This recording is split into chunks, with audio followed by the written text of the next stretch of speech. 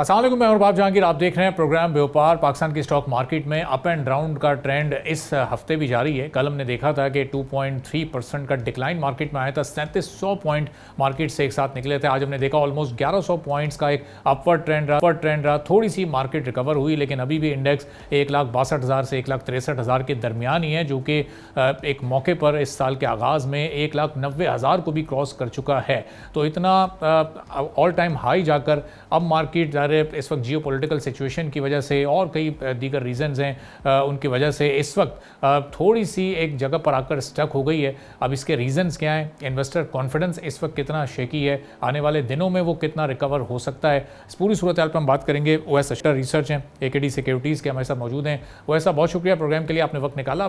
कल हमने देखा 3700 पॉइंट्स माइनस हुए मार्केट से, आज ऑलमोस्ट 1100 के करीब ये पॉइंट्स दोबारा ऐड हो गए। तो रिकवरी हुई, लेकिन उस तरीके से नहीं हुई जितना हफ्ते के हर पहला दिन हम लूज़ कर जाते हैं। क्या इसकी वजूहत हैं? ये एक दिन अप होती है मार्केट, एक दिन डाउन हो जाती है, कंटिन्यूसली एक ट्रेंड नहीं चल पा रहा है। देखिए, जो मार्केट है वो क्लोजली मॉनिटर कर रही है जो इन्वेस्टर्स हैं कि जो भी पेशरफ्त हो रही है यूएस ईरान के डायलॉग के अंदर। तो उसमें हो ये रहा है कि for the past 3 to 4 weeks Friday को यूएस वेट करता है कि ईरान का कोई सबमिशन आएगी। तो ईरान जब सबमिशन करता है तो वो संडे वाले दिन करता है। तो उस टाइम जो है वो सैटरडे और Sunday US pressure tactics use करते हैं और स्टेटमेंट्स को ऐसे कर देते हैं कि ईरान प्रेशर में आए और उसका जो स्टांस जो यूएस चाह रहा है उस तरह से वो उसको रिस्पॉन्ड करें।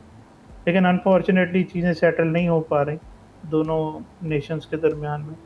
और मंडे को जब हमारी मार्केट खुलती है तो वो नेगेटिव स्टेटमेंट्स को लेके इन्वेस्टर ज़रा ज़्यादा कॉशियस हो जाते हैं। और बाय द डे एंड जब यूएस मार्केट खुलती है या उनके वर्किंग डेज का होता है तो जो ईरान का प्रपोज़ल है जब वहाँ पे ओपन अप होता है और उस पर डिस्कशन होती है तो उसमें से काफ़ी पॉजिटिव चीज़ें जो कि ईरान कुछ नई चीज़ों पे एग्री कर चुका होता है, कुछ में यूएस लीनियंसी दिखाना चाह रहा होता है। तो वो जब आती हैं तो वो काफ़ी देर हो चुकी होती है, तो उस टाइम तक हमारा मंडे हो चुका होता है और फिर आगे ट्यूसडे में उसी वजह से आप थोड़ी सी और फिर later on during the week भी आप रिकवरी देखते हैं। तो वैसा भी ये अपने हम ऑल टाइम हाई से अगर देखें पिछले 3 महीने में हम कोई 30,000 के करीब पॉइंट्स इस इंडेक्स में हमने लूज़ किया है। तो मार्केट का वॉल्यूम भी इसी तरह से कम हुआ है, ये 2-3%, या वॉल्यूम अभी भी इंटैक्ट है अपनी जगह पर, इन्वेस्टर कॉन्फिडेंस मौजूद है?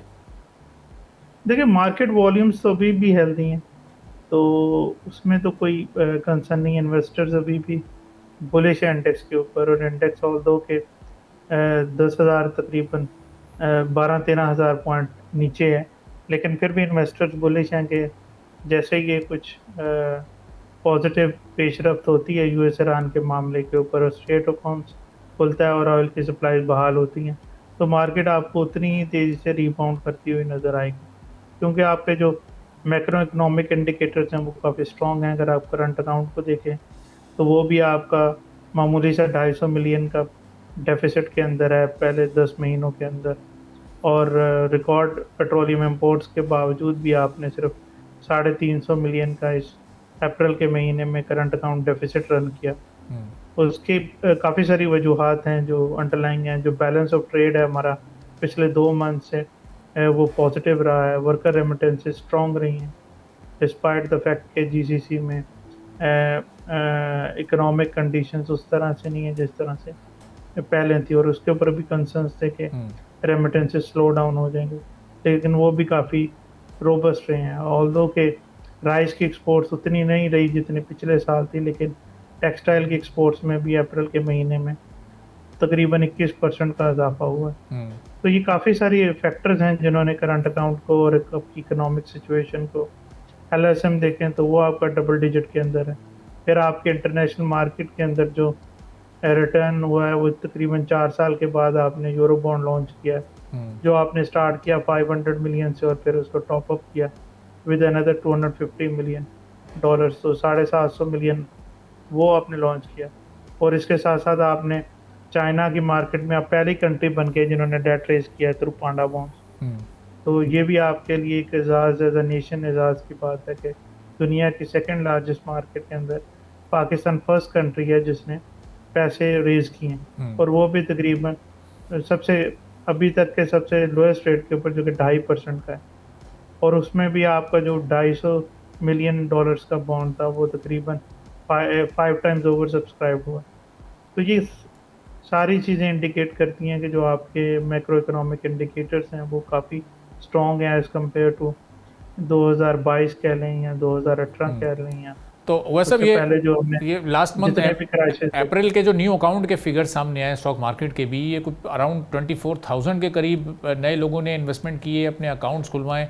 तो इसका मतलब जो न्यू इन्वेस्टर कॉन्फिडेंस है या लोकल इन्वेस्टर का कॉन्फिडेंस अभी भी मार्केट पर कायम है, जियोपॉलिटिकल सिचुएशन अपनी जगह पर मौजूद है उसके बावजूद भी। जी बिल्कुल, उसकी काफ़ी सारी वजूहात भी हैं।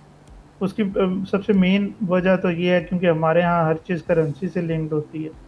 चाहे वो कमोडिटी प्राइसेस हों, चाहे वो कोई भी हमारे अप्लायंसेस की प्राइसेस हों, या जिसमें भी लोग इन्वेस्टमेंट करते हैं, तो उसका काफ़ी सारा जो पोर्शन है वो रुपी डेप्रिसिएशन से भी आता है, और रुपी स्ट्रेंथन ही हुआ है। अगर इस साल के अंदर देखें तो रुपी तकरीबन 1.5% से ज़्यादा स्ट्रेंथन हो चुका है। तो वो भी एक रीज़न है कि जो दूसरी एसेट क्लासेस के रिटर्न्स हैं वो उतने अट्रैक्टिव अब लोगों को नज़र नहीं आ रहे, और रियल एस्टेट भी काफ़ी प्रेशर में है पिछले 2-3 सालों से, क्योंकि एक तो टैक्सेशन नेट में आ गया वो, फिर टैक्सेशन काफ़ी हैवी होगी उसकी ट्रेडिंग के ऊपर भी, और उसके साथ-साथ जो काफ़ी सारे हमारे कंसेशनरी फाइनेंसिंग होती थी उस पे भी गवर्नमेंट ने कब किया कि ताकि वो सही चैनलाइज़ हो सके टुवर्ड्स वो जिस भी मद में वो मराद दी जाती हैं। तो ये काफ़ी सारे फैक्टर्स हैं जिन्होंने अदर एसेट क्लासेस के सही जो पोटेंशियल रिटर्न्स हैं उनको सप्रेस किया है। तो इस वजह से लोग देख रहे हैं कि अब इक्विटीज एक एसेट क्लास ऐसी है जो अगर उसको अपनी वैल्यूएशन के हिसाब से भी देखा जाए कि अगर आपको एक मार्केट 9% से 10% की डिविडेंड यील्ड दे रही है, फिर उसके अंदर कैपिटल गेन्स भी हैं, और वो तकरीबन 7.5 से 8 के पी के ऊपर ट्रेड भी कर रही है, जो कि अगर आप रीजनल देखें तो तब भी आपको 50 से 60% डिस्काउंट पे है। तो वो सारी काफ़ी सारी चीज़ें मिलकर इक्विटीज़ को अट्रैक्टिव बनाती हैं, और उसके साथ साथ जो गवर्नमेंट ने आसान अकाउंट की सहूलत दी है स्टॉक मार्केट में अपना अकाउंट ओपन करने के लिए कि आप 2 मिलियन तक कोई आपको केवाईसी की ज़रूरत नहीं है, तो वो भी एक इम्पोर्टेंट एलिमेंट है कि जो इंक्रीज़ देख रहे हैं। ठीक है, बहुत बहुत शुक्रिया ओवैस अशरफ साहब, डायरेक्टर रिसर्च एकेडी सिक्योरिटी जो थे। गुफ्तगू आपने सुनी, मार्केट पर अभी भी नए और लोकल कॉन्फिडेंस जो इन्वेस्टर्स हैं उनका एक कॉन्फिडेंस कायम है। अब देखना ये कि जैसे जैसे आगे सिचुएशन मूव होती है, जियो पॉलिटिकल सिचुएशन में हमें कोई एक वाज़ेह सिमत नज़र आती है, तो उस वक्त फिर मार्केट मज़ीद कितना ऊपर जाती है। एक ब्रेक लेते हैं, ब्रेक के बाद वापस आएंगे, एक और अहम मौजू पर बात करेंगे। एक बार फिर आपको प्रोग्राम में खुशामदीद कहेंगे। पाकिस्तान की टेक्सटाइल इंडस्ट्री ने आइंदा फिस्कल ईयर 2026-27 के बजट के लिए हुकूमत से बड़े पैमाने पर टैक्स रिलीफ के साथ सस्ती एनर्जी और फौरी रिफंड अदायगियों का मुतालबा किया है। All Pakistan textile mill association समेत बड़ी टेक्सटाइल तंजीमों ने हुकूमत को खबरदार भी किया है कि बढ़ती हुई प्रोडक्शन कॉस्ट के साथ महंगी बिजली और गैस टैरिफ के अलावा टैक्सेस के इजाफी बोझ ने पाकिस्तान की एक्सपोर्ट कंपेटिबिलिटी को शदीद नुकसान पहुँचाया है। इंडस्ट्री के नुमाइंदों के मुताबिक पाकिस्तानी एक्सपोर्टर्स पर टैक्स बोझ 68% से तजावुज़ कर चुका है, जबकि कॉम्पिटिटर्स ममालिक में ये सूरत हाल बिल्कुल मुख्तलिफ है। वियतनाम में तकरीबन 20% है और बांग्लादेश में 22 से 27% के दरमियान है। अब इंडस्ट्रीज़ का मौक़िफ़ है कि सुपर टैक्स के साथ कम अज़ कम टर्नओवर टैक्स और उसके साथ एडवांस टैक्स के अलावा विद होल्डिंग कटौतियों ने वर्किंग कैपिटल को फ्रीज कर दिया है। टेक्सटाइल सेक्टर ने हुकूमत से मुतालबा किया है कि एक्सपोर्टर्स के लिए फाइनल टैक्स रजीम दोबारा बहाल की जाए या फिर नॉर्मल टैक्स रजीम के साथ कम रेट पर सिलेक्शन की सहूलत दी जाए।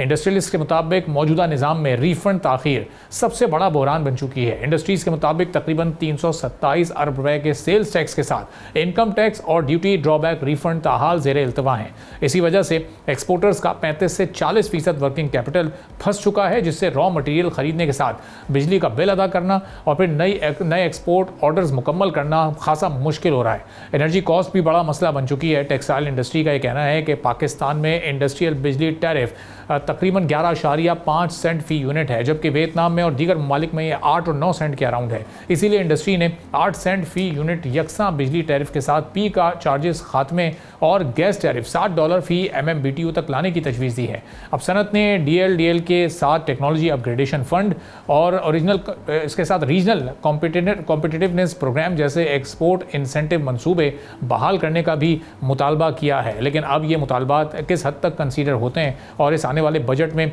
क्या तवक्को है इंडस्ट्री को कि कितना रिलीफ उनको मिल सकेगा, चैलेंजेस कितने ज़्यादा बढ़ जाएंगे अगर रिलीफ ना मिला, इस पर हम बात करेंगे। अजीज़ुल्लाह गौर साहब सेक्रेटरी जनरल है पाकिस्तान टेक्सटाइल एक्सपोर्टर एसोसिएशन के, हमारे साथ मौजूद हैं। अजीज़ुल्लाह साहब, बहुत शुक्रिया प्रोग्राम के लिए, आपने वक्त निकाला। अब ये मुतालबात तो आपने रख दिए हैं, कॉस्ट का इशू एक अरसे से है, 2-3 साल हुकूमत ने इसको कोशिश भी की इसको कि किसी तरह इसको रिजॉल्व किया जाए, कई कमिटमेंट्स भी हुई, कई वादे भी हुए, लेकिन अभी तक ये हल हो नहीं सका है। एक रिलीफ पैकेज पहले भी दिया गया, अब इस बजट में क्या तवक्को है? प्रपोजल्स तो आपने रख दिए हुकूमत के सामने, हुकूमत ने क्या यकीन दहानी कराई आप लोगों को? बिस्मिल्लाहिर्रहमानिर्रहीम जी, बहुत शुक्रिया। आपने इस पे जो एक बर्निंग इशू है और ये बड़ा इम्पोर्टेंट इशू है इस वक्त पाकिस्तान की जो फिजिकल जो हालात हैं और इकोनॉमी की जो सूरत हाल है, उस हवाले से एक्सपोर्ट जो है वो हमारा एक बैकबोन की हैसियत हमेशा से रखती रही है। लेकिन अनफॉर्चुनेटली पिछले 2-1 साल से जो है वो एक्सपोर्ट में खातर इजाफा नहीं हो सका, बल्कि हमें डिक्लाइन देखने में मिला। उसके पीछे जैसे कि आपने अभी बहुत सारी वजूहात जो हैं वो उसमें टैक्सेशन के इश्यूज हैं, फिर उसके अलावा हमारी कॉस्ट ऑफ प्रोडक्शन है, इसी तरह से जो है वो एनर्जी कॉस्ट है, और हम जो है वो कर नहीं पा रहे हैं उसको इसलिए कि हम रीजन से इन तमाम चीज़ों में जो है वो हाईएस्ट कॉस्ट के ऊपर इस वक्त पाकिस्तान में है। तो जैसा आपने कहा, अभी भी जो है वो हमारे डायलॉग्स आजकल भी जो है वो गवर्नमेंट के साथ चल रहे हैं, और आज भी हमारी 2 मीटिंग्स थी, इसी प्री बजट जो है वो मीटिंग्स रहीं, और उसमें भी हमने यही रिक्वेस्ट की है कि एक्सपोर्टर के साथ जो हमारा लास्ट ईयर में फाइनेंस बिल था उसके अंदर एक डिस्क्रिमिनेशन ये भी हुई कि जो है वो उसको नॉर्मल टैक्स रिजीम में भी कहा गया कि उसमें रखा गया, लेकिन उसके ऊपर एक एडवांस टैक्स भी 1% का लगा दिया गया, जो कि ना नॉर्मल टैक्स रिजीम है और ना ही वो कोई ऐसी रिलीफ थी जो कि किसी एक्सपोर्टर को दिया जाता। तो वो 2% का टैक्स जो था उसने अगर उसको हम कैलकुलेट करें अपने टोटल इम्पैक्ट के साथ, तो हमारा टोटल इम्पैक्ट जैसा आपने कहा कि 68.27% जो है वो इस वक्त टैक्स का जो है वो इम्पैक्ट हमारे ऊपर आ रहा है। तो हमने रिक्वेस्ट की है कि या तो FTR 1% के ऊपर आप इसको कर दें, या एडवांस टैक्स जो है जो आपने इम्पोज किया हुआ है, क्योंकि एक्सपोर्टर का एडवांस टैक्स जो है वो लोकल की तरह 3 महीने के बाद या उसको क्वार्टरली उसको एडजस्टमेंट नहीं हो सकती उसकी, तो उसको आप एबॉलिश कर दें। कम से कम जो है वो एक रिलीफ मिल सके कि हम नॉर्मल टैक्स रिजीम के बराबर हो सकें। एक तो हमने ये रिक्वेस्ट की है। दूसरा हमारी तरफ से जो गया है वो एक एनर्जी प्राइसेस के हवाले से है कि हमें एनर्जी प्राइसेस जो है वो 1 या 2 साल के लिए जो है वो आप एक उस फ्रेम के अंदर हमें फिक्स कर दें, ताकि हमें पता हो कि हमने जो कॉस्टिंग करनी है, जो हमने एक्सपोर्ट करनी है, जो हमारा जो है वो कॉस्ट ऑफ प्रोडक्शन है, वो हम कंपेटिटिव हो सके बाकियों के साथ। इस वक्त जो है वो गैस को अगर लें तो गैस जो है वो तो उसके ऊपर तो वाइबल ही नहीं है कि जितनी लेवी उसके ऊपर है कि उसको हम यूज़ करके तो कैप्टिव उसके लिए जो है वो प्रोड्यूस कर सके, और उस कैप्टिव के ऊपर जो है वो हम अपनी प्रोडक्शन कर सके। और जो बिजली का है, बिजली में 2 किस्म के इश्यूज हैं, एक तो कॉस्ट का है और दूसरा आपको पता है कि उसके अंदर कंटिन्यूटी नहीं है, और वो ग्रिड जो है वो बहुत सारे जो फ्लक्चुएशंस होती हैं, और जो टेक्सटाइल की इंडस्ट्री है ये एक मतलब कंटिन्यू प्रोसेस होता है इसके अंदर। तो वो कंटिन्यू प्रोसेस अगर कहीं से डिस्टर्ब होता है किसी भी फ्लक्चुएशन की वजह से और बाकी, तो वो उल्टा नुकसान की तरफ चला जाता है। तो ये हमारे इस हवाले से था। फिर इसी तरह से और बहुत सारे छोटे छोटे इश्यूज हैं जो प्रोविंशियल टैक्सेस के हवाले से हैं। अब अजीज साहब, ये ज़ाहिर है रियलिस्टिकली तो शायद गवर्नमेंट इसमें कोई 70-80% आपकी डिमांड्स को शायद इतनी बड़ी तादाद में ना माने, लेकिन अगर एक आइडियल रिजल्ट आता है और उसमें मैक्सिमम डिमांड्स आपकी मान भी ली जाती हैं, तो हमारे इस टेक्सटाइल सेक्टर का मैक्सिमम पोटेंशियल है क्या? इन सारी डिमांड्स के मानने का मतलब ये होगा कि हम कोई 24-25 अरब डॉलर्स तक पहुँच जाएँ। 1.5 साल पहले हुकूमत ने अपनी एक्सपोर्ट को डबल करने का प्लान अगले 5 साल में बनाया था। अब अगर वो डबल करना है तो एक्सपोर्ट की टेक्सटाइल को भी कोई 30-40% तो बढ़ाना होगा।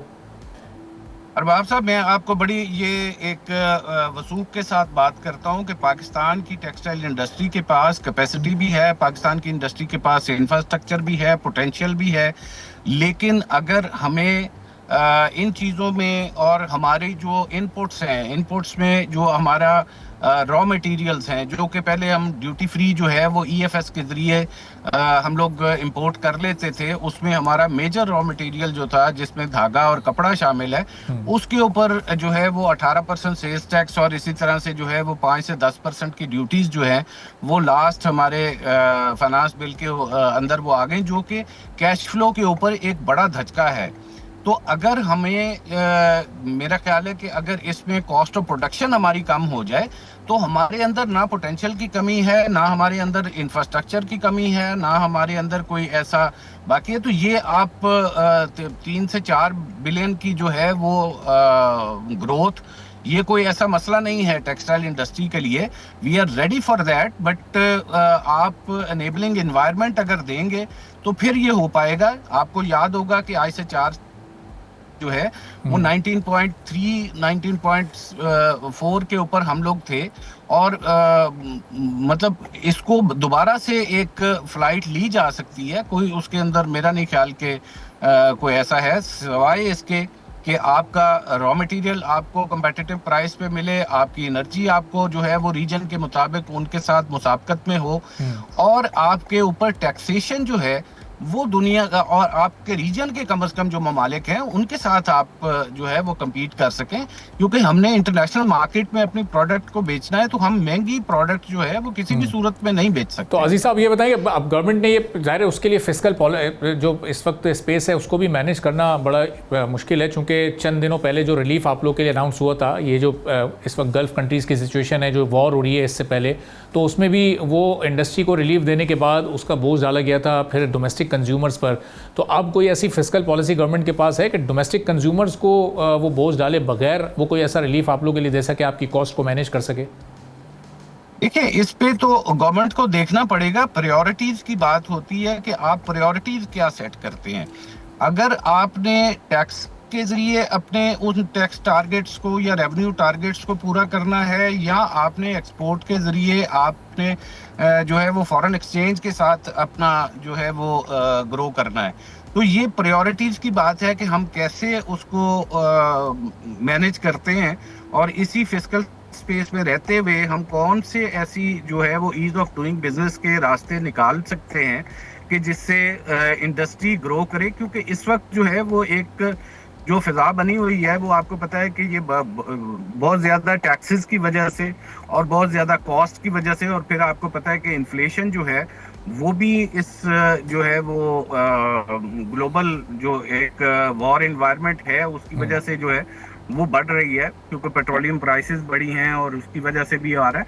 तो इन सारी चीज़ों के होते हुए हमने जो है वो कोई ना कोई ऐसे हल निकालने हैं जिसकी वजह से कि हम अपनी जो मेजर इंडस्ट्री है, जो टेक्सटाइल की इंडस्ट्री, जो सिर्फ आपको फॉरेन एक्सचेंज नहीं दे रही है, जो आपको बहुत ज़्यादा आपका 40% से ज़्यादा जो है वो आपकी एम्प्लॉयमेंट भी जनरेट कर रही है। तो मेरा ख्याल है कि दोनों को देखते हुए हमें इसका कोई ना कोई हल निकालना पड़ेगा और हमें अपनी प्रायोरिटीज़ को जो है वो थोड़ा सेट करना पड़ेगा। ठीक है, बहुत बहुत शुक्रिया अजीज़ुल्लाह साहब, secretary general Pakistan textile association हमारे साथ मौजूद थे। गुफ्तगू आपने सुनी। अब टेक्सटाइल इंडस्ट्री ने भी अपनी प्रपोजल्स इस वक्त हुकूमत के सामने रख दी हैं। अब ये देखना है कि बजट में इस सेक्टर को, जो कि एक्सपोर्ट का सबसे बड़ा सेक्टर है, कितना रिलीफ ये गवर्नमेंट देने में कामयाब रहती है। चूँकि अगर पाकिस्तान की एक्सपोर्ट्स को बढ़ाना है तो फिर टेक्सटाइल पर खुसूसी फोकस करना पड़ेगा। एक छोटा सा ब्रेक लेते हैं, ब्रेक के बाद वापस आएंगे, एक और आम मौजू पर बात करेंगे।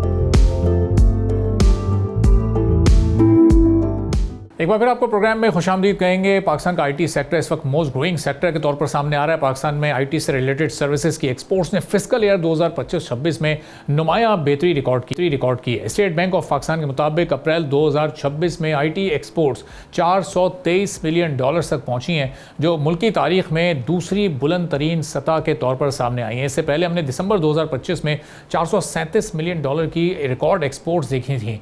अब जुलाई से लेकर अप्रैल तक यानी इस फिस्कल ईयर की मुद्दत में आईटी एक्सपोर्ट्स $3.8 अरब को भी क्रॉस कर चुकी हैं। और गुज़िश्ता साल के इसी अरसे में अगर हम ये इन 10 महीनों की एक्सपोर्ट्स देखते हैं तो ये $3.1 अरब थी, यानी यहाँ पर एक बड़ा सिग्निफिकेंट रेज है। इस तरह आईटी सेक्टर ने आप समझें कि सालाना बुनियाद पर ऑलमोस्ट 21% तरक्की दिखाई है। अब ऐसे में हुकूमती $5 अरब का आईटी एक्सपोर्ट्स का जो टारगेट था वहाँ तक पहुँचना तो इस साल इस फिस्कल ईयर में मुश्किल है, लेकिन इसके बावजूद भी आईटी एक्सपोर्ट्स तकरीबन $4.5 अरब तक पहुँचेंगी और हो सकता है कि शायद इस $4.5 अरब के फिगर को भी क्रॉस कर जाएं। अब एक्सपर्ट्स ये कहते हैं कि इस तरक्की के पीछे सबसे बड़ा किरदार फ्रीलांसर्स के साथ साथ रिमोट वर्क और आलमी मार्केट में पाकिस्तानी आईटी कंपनीज की बढ़ती हुई मौजूदगी है। पाकिस्तानी फ्रीलांसर एसोसिएशन के मुताबिक फ्रीलांसर्स मौजूदा फिस्कल ईयर में $1 अरब से जायद फॉरेन एक्सचेंज ला सकते हैं। स्टेट बैंक की जानिब से एक्सपोर्टर्स को फॉरेन करेंसी अकाउंट्स में ज़्यादा रकम रखने की इजाज़त के साथ बेहतर डॉलर रिपेट्रिएशन पॉलिसी और फिर बैरून मुल्क इन्वेस्टमेंट सहूलत ने भी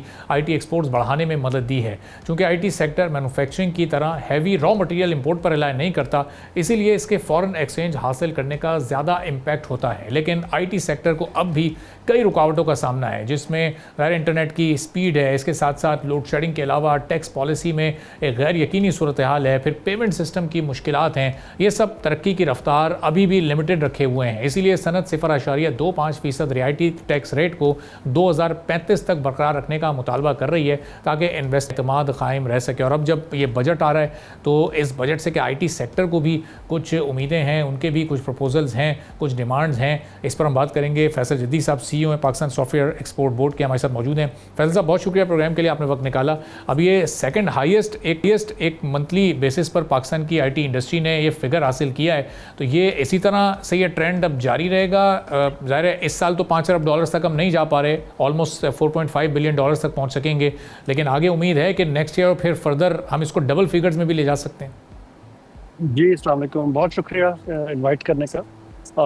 आपने बड़ा सही कैप्चर किया जो इस वक्त सिचुएशन है। माशाल्लाह आईटी एक्सपोर्ट्स पाकिस्तान की they are continue to growing 20%, 21% year over year, which is the most successful services sector in Pakistan.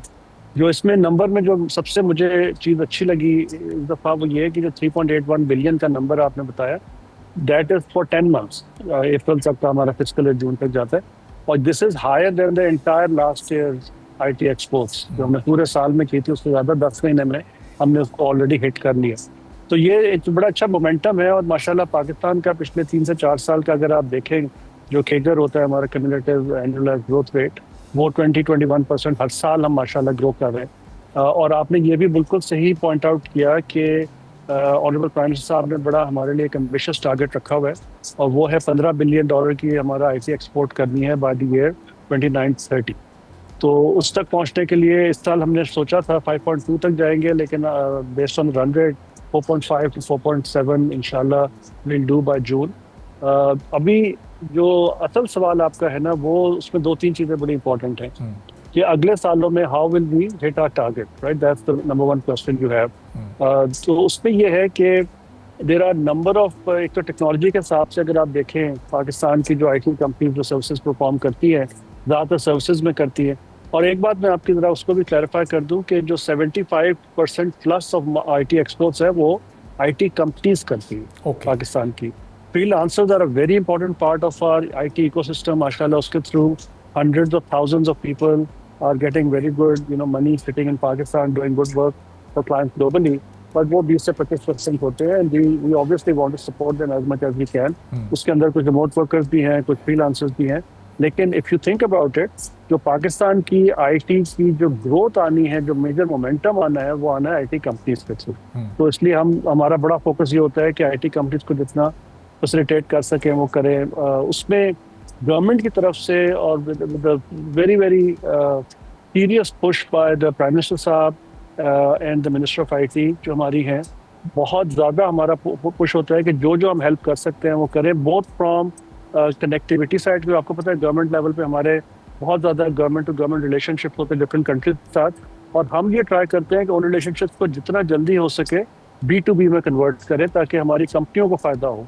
अभी भी प्राइम मिनिस्टर साहब 24 मई को जो चाइना जा रहे हैं on the 75th anniversary of Pakistan China diplomatic relations, उसमें जो सबसे प्राइज हमारा इवेंट है वो 24 मई को हांगझू में, it's a big B2B summit जिसमें पाकिस्तान की IT कंपनीज भी जा रही हैं और कंपनीज भी जा रही हैं, एंड वी आर इंशाल्लाह expecting you know many MOUs signed between the companies। कि असल तो बिजनेस कंपनीज में करना है, गवर्नमेंट का काम तो है टू फैसिलिटेट।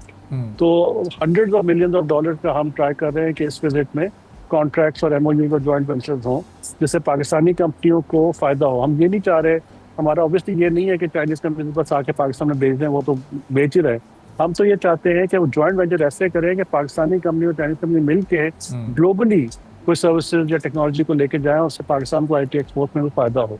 तो ये हमारा बड़ा मेजर पुश है गवर्नमेंट के लेवल पे। हम अपना जितना हमारा इन्फ्लुएंस है अराउंड द वर्ल्ड उसको यूज़ करके हम पाकिस्तान की IT कंपनीज को फ़ायदा पहुँचाने की कोशिश कर रहे हैं, और वही आप रिजल्ट देख रहे हैं कि जो अभी कुछ दिन पहले 2-3 दिन पहले मेरे ख्याल हमारे जो सबसे बड़ी हमारी IT कंपनी है उसके CEO आसिफ रीर साहब भी का भी एक इंटरव्यू था TV पे, उनसे एंकर ने बड़ा इंटरेस्टिंगली पूछा कि जी गवर्नमेंट को तो चाहिए बस साइट पे हो जाए और आप लोगों को काम करने दें, अगर गवर्नमेंट बीच में आती है तो काम नहीं होता। तो उन्होंने बड़ा क्लियरली कहा कि नहीं ऐसी बात नहीं है, गवर्नमेंट हमें बहुत सपोर्ट कर रही है और हमें वो सपोर्ट चाहिए होती है टू पुश। और आपने एक और बात बड़ी अच्छी की जो 0.25% वाली आपने बात की, IT industry is the only industry in Pakistan right now because of all these factors, right? The growth we are seeing in the last 4 years, और जो इनका ट्रेड सरप्लस है अराउंड 86% का, $100 अर्न करने के लिए सिर्फ $15 का कंप्यूटर हमें बाय करना होता है बाहर से, ठीक है। तो 85% हमारा ट्रेड सरप्लस है, विच इज अनहर्ड ऑफ।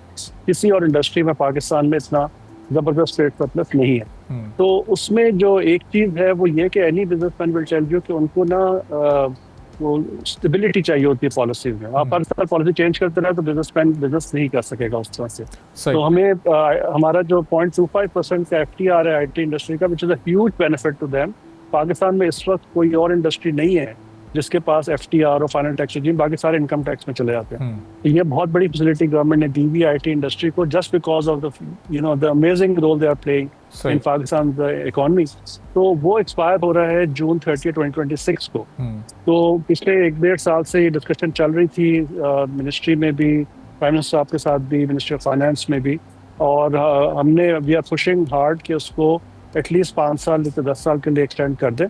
तो आपको पता है कि as part of the budgetary process बहुत सारे स्टेक होल्डर्स होते हैं इंक्लूडिंग सम पाकिस्तानी, तो हम उस सारे में उसको गुजार रहे हैं। तो इंशाल्लाह once we have some news about it, तो वो उससे काफ़ी अगर वो अप्रूव हो जाता है पार्ट ऑफ द बजट, तो पाकिस्तान की IT इंडस्ट्री की एक बहुत जो मेजर उनका था कि जी जो चीज़ चल रही है उसको आप ना छेड़ें, राइट। तो वो इंशाल्लाह हम कर देंगे। ठीक है। तो फैसल साहब, ये अभी जो रिसेंटली इस वक्त दुनिया के हालात हैं, जियो पोलिटिकल सिचुएशन है, उसमें हमने देखा कि हमारी भी इकॉनमी बड़ी बैडली हिट हुई है, लेकिन हमारा IT सेक्टर ये अल्लाह का बड़ा करम है कि ये इससे बचा हुआ है। तो इसमें भी गवर्नमेंट का कोई ऐसा रोल है कि इस पूरे हिट होने से हम बचे हुए हैं, हमारा ये सेक्टर इस तरह से मुतासर नहीं हुआ, और हमारा ये हालात अगर प्रोलॉन्ग करते भी हैं तो भी हमारा ये सेक्टर इसी तरह से ग्रो करता रहेगा?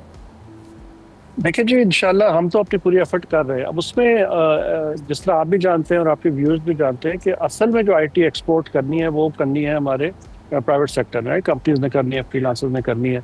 गवर्नमेंट का काम है जस्ट टू सपोर्ट देम। अब जो आपने मिडल ईस्ट की सिचुएशन की बात की, that is actually very interesting. ये देश मार्च से ये चल रहा है, आपको पता है जो रीजनल वॉर चल रही है, स्टेट ऑफ हॉर्मोज का इशू चल रहा है। तो मेरी काफ़ी वहाँ पे जो हमारे कंपनीज हैं, पाकिस्तान की IT कंपनी जो कि मिडल ईस्ट में काफ़ी ज़्यादा बिजनेस कर रही है, उन सब के CEOs के साथ भी बड़ी रेगुलर कम्युनिकेशन होती है। और मैंने उनसे भी ये पूछा कि जी जंग में आपको क्या लग रहा है कि बिजनेस में प्रॉब्लम आएगी या आपको फ़ायदा आएगा, और अगर ये वेस्टर्न कंपनीज को डिलिबरेटली हिट किया गया इन जंगों में, जो कि एक पार्ट जो हमारी जंग में जो 2 फ़रीक़ीन है या मल्टीपल फ़रीक़ीन है, उन्होंने जो कहा है कि एक ने कि हम वेस्टर्न टेक्नोलॉजी कंपनीज को हिट करेंगे, जिसके लिए आपने देखा होगा पिछले 1-1.5 महीने में अमेज़ॉन और ओरेकल डेटा सेंटर्स पे अटैक हुए और सारा हुआ। उससे पाकिस्तान को ये इफेक्ट आता है कि अगर वेस्टर्न कंपनी डिसाइड करती हैं कि हम अपना स्टाफ वहाँ नहीं रखेंगे क्योंकि इट्स अ बिग लाइबिलिटी और इंश्योरेंस रिस्क है और सेफ्टी रिस्क है, तो फिर उससे एक अपॉर्चुनिटी खुलती है for Pakistani IT companies to go in and fill that void for the customer. तो अभी तक हमें जो इन्फॉर्मेशन मिल रही है वो ये कि अगर ये हालात ऐसे रहे तो पाकिस्तानी कंपनियों को शायद फ़ायदा ही हो इससे, और they can get more projects. उसमें चैलेंज ये है जिसके लिए गवर्नमेंट हेल्प कर रही है और ट्राई करती है हेल्प करने की, वो ये है कि जो हमारे 3 मेजर GCC के हब हैं जहाँ पर काम होता है, इसमें सऊदी अरेबिया है, कतर है और दुबई है, उसके वीज़ा के लिए कंपनी को अगर प्रॉब्लम हो रही हो, वीज़ा ना मिल रहे हो, तो फिर जो हमारी फॉरेन मिनिस्ट्री है, मिनिस्ट्री ऑफ IT है, they try to again visa देना तो अगले मुल्क की एम्बेसी का काम है और वो we can't really concern too much, लेकिन हम उनसे रिक्वेस्ट कर सकते हैं कि जी हमारे जो IT प्रोफेशनल्स उनको वीज़ा दें, और उसमें हम every single day we work on that for our IT companies.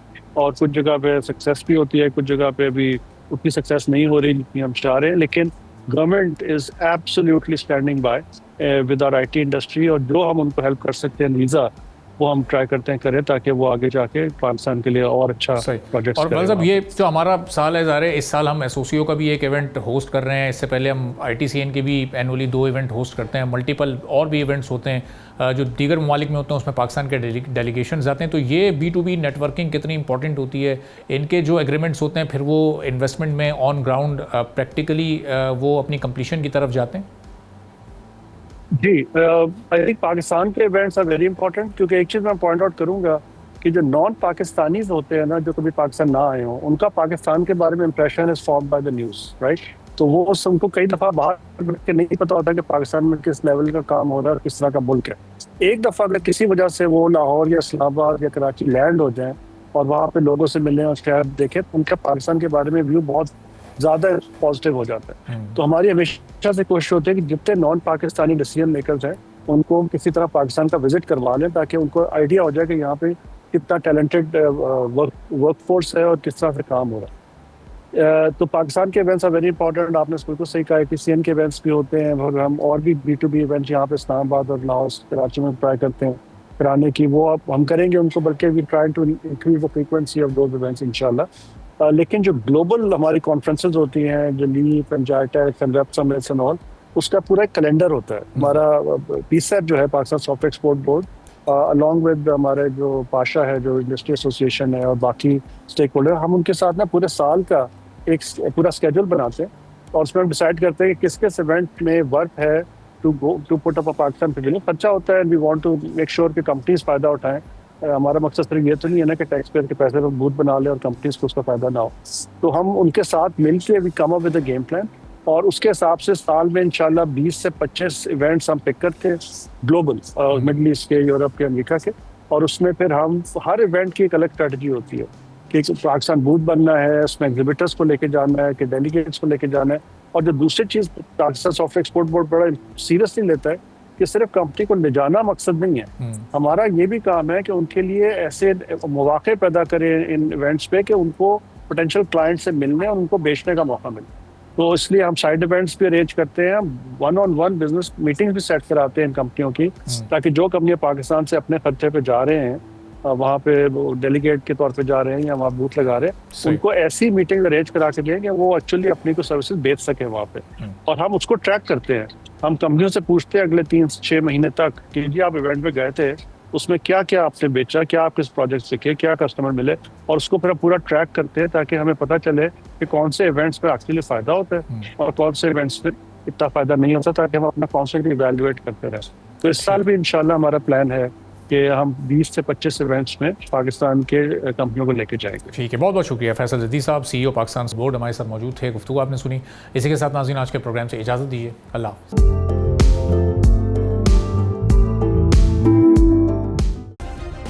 Subscribe करें और बेल दबाएं ताकि कोई खबर रह न जाए।